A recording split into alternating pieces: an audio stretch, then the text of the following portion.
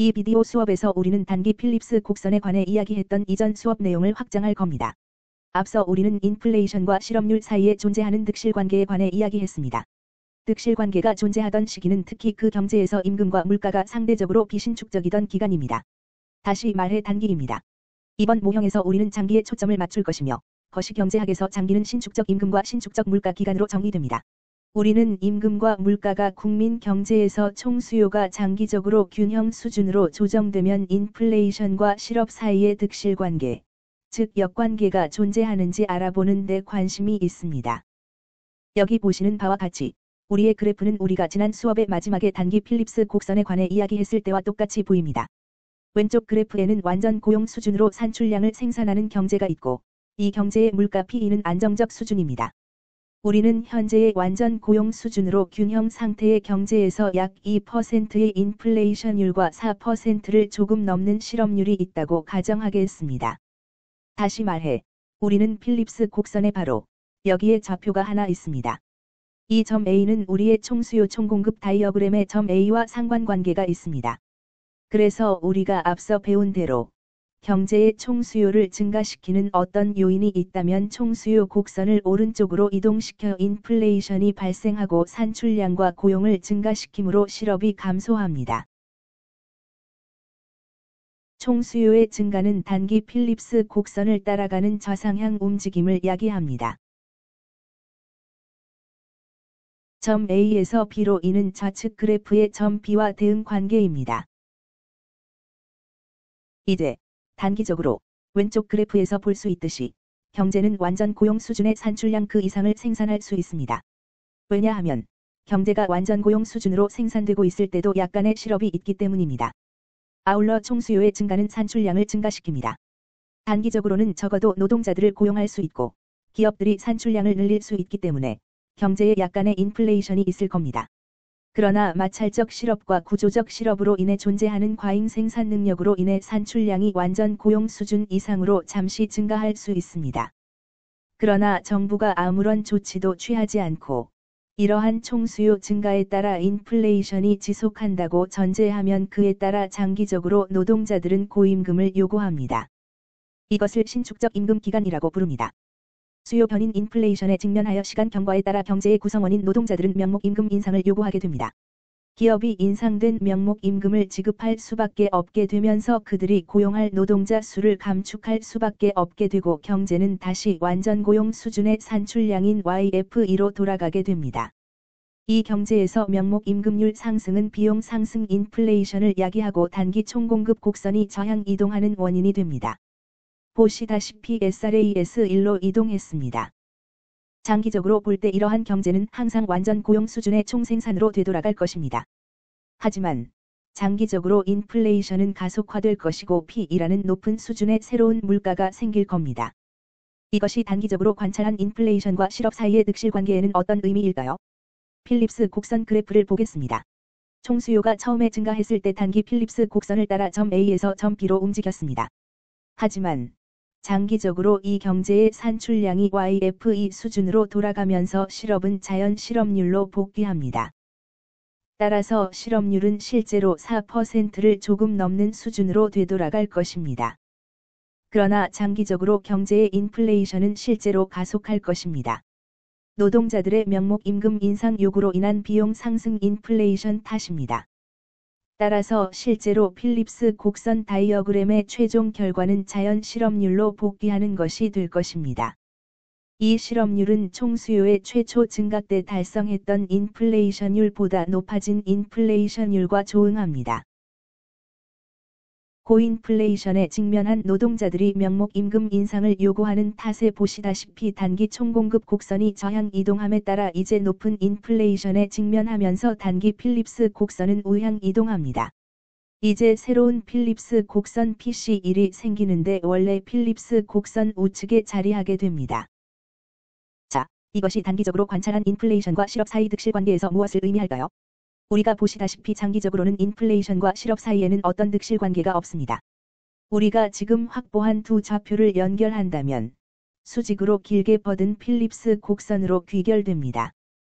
자연 실업률에 상응하는 수직선입니다. 이걸 일컬어 NRU라고 부릅니다. 어떻게 4% 조금 넘은 수치가 자연 실업률인지 아냐고요? 그 수치가 완전 고용 수준의 국민 소득과 산출량에 조응해 생산하는 경제에서 존재하는 실업률이기 때문입니다. 총수요가 증가한 직후 장기적으로 임금과 물가는 신축적인 특성이 있기 때문에 산출량은 완전 고용 수준으로 복귀하게 됩니다. 따라서 실업률은 자연 실업률로 복귀합니다. 총수요 증가 이후 인플레이션은 상승할 겁니다. 단 정부와 중앙은행이 총수요를 원래 수준으로 돌릴 긴축적 조처를 하지 않는다는 가정하에 그렇습니다. 자, 이 경제에서 총수요가 하락할 경우 어떻게 되는지 살펴보겠습니다. 수요 부족 경기 후퇴가 존재하고 소비와 투자가 감소해 총수요가 보시다시피 저향 이동하게 된다면 어떤가요? 총수요 감소는 물가 하락에 대한 하방 압력을 가할 것이고 물가 수준은 P2에서 P0으로 하락합니다. 그리고 YF2에서 Y0으로 산출량과 고용이 감소하게 됩니다. 단기 필립스 곡선 다이어그램에서 이것은 필립스 곡선을 따라 우하향 이동하는 것과 대응 관계입니다. 인플레이션은 이제 낮은 상태가 될 것이고 실업은 높게 유지됩니다. 보시다시피 실업률은 5%를 넘어섰고 인플레이션율은 대략 1%대입니다. 단기적으로 우리가 살펴봤듯이 필립스 곡선을 따라 점 A에서 점 C로 움직입니다. 그 점 C는 우리의 총수요 총공급 모형에 있는 점 C와 대응 관계입니다.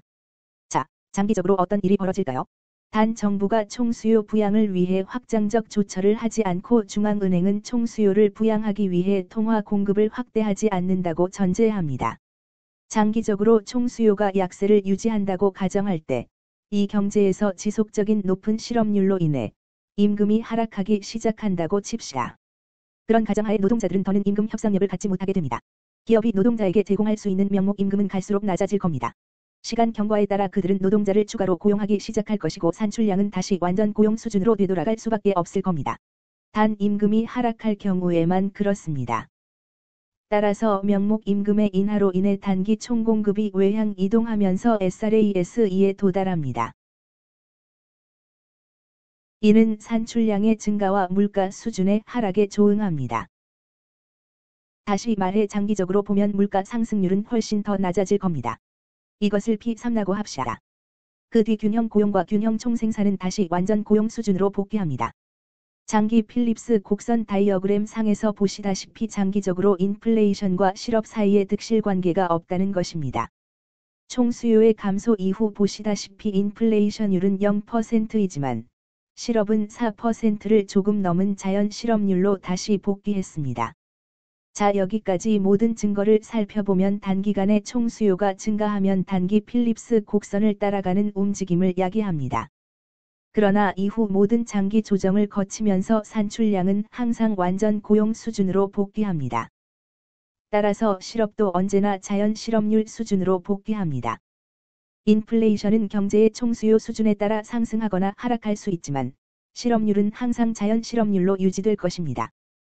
따라서 오른쪽의 필립스 곡선을 보면 수직적인 장기 필립스 곡선으로 귀결됩니다. 장기 필립스 곡선은 자연 실업률에 상응하는 수직선입니다. 그래서 이것을 일컬어 장기 필립스 곡선 LRPC라고 합니다. 자, 장기 필립스 곡선과 장기 총공급 곡선의 상관관계는 무엇입니까? 예측건대 단기 필립스 곡선과 단기 총공급 곡선의 상관관계와 다르지 않습니다. 만약 장기간의 총공급 곡선을 우향 이동시킬 일이 생긴다면, 예를 들어 장기적으로 국가 교육 시스템이 향상하거나 노동자의 기술이 향상하거나 국내 노동자들의 생산성 향상이 이루어진다면 그런 것들은 장기 총공급 곡선을 우향 이동시키며 이와 조응해 장기 필립스 곡선을 저향 이동시키게 됩니다. 경제 성장과 인적 자본 향상 내지 생산성 향상은 총수요 총공급 모형에서 산출량과 고용의 확대를 야기할 것이며 이는 장기적인 필립스 곡선 도표에서 더 낮은 수준의 자연 실업률과 조응할 수 있습니다.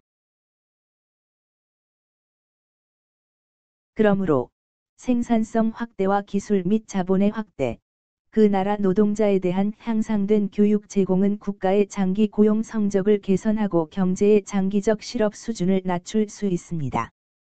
즉, 자연 실업률로 말입니다. 여기까지 장기 필립스 곡선에 관한 강의였습니다. 장기 필립스 곡선은 경제의 자연 실업률에 상응하는 단순한 수직선입니다.